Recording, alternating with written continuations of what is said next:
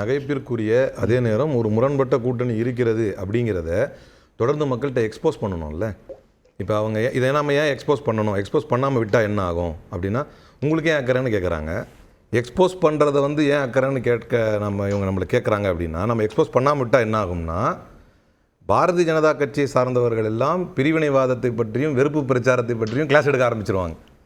அந்த ஒரு மிகப்பெரிய மோசமான நிலை வந்துடக்கூடாதுங்கிறதுக்காகத்தான் அவர்களுடைய கூட்டணியில் இருக்கும் நகைச்சுவை மிக்க சில முரண்பாடுகளை நாம் மக்களிடத்தில் எக்ஸ்போஸ் பண்ணாலே போதுமானது. இந்த கூட்டணி அமைந்தாலே, உள்ளபடியே முதலமைச்சர் பல நாளாக சொல்லிட்டு வருது என்னென்னா, இந்த கூட்டணி ரொம்ப மறைமுகமாக இலைமறைக்காயாகவே இருந்துக்கிட்டு வருது.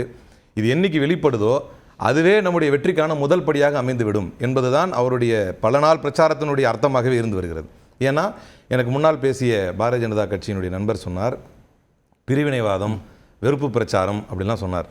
இந்தியா ஹேட் லேபினுடைய அறிக்கையின்படியே இந்தியா முழுக்க பிரிவினைவாதம் வெறுப்பு பிரச்சாரம் செய்யக்கூடியது 75% பாஜக ஆளக்கூடிய மாநிலங்களில் உள்ள முதல்வர்கள். அந்த முதல்வர்களுடைய ஆட்சியின் கீழ் நடக்கும் பொழுது பிரதமர், உள்துறை அமைச்சர் உட்பட பேசக்கூடியதுதான் என்பது ஸ்டாட்டிஸ்டிக்கல் ரிப்போர்ட்.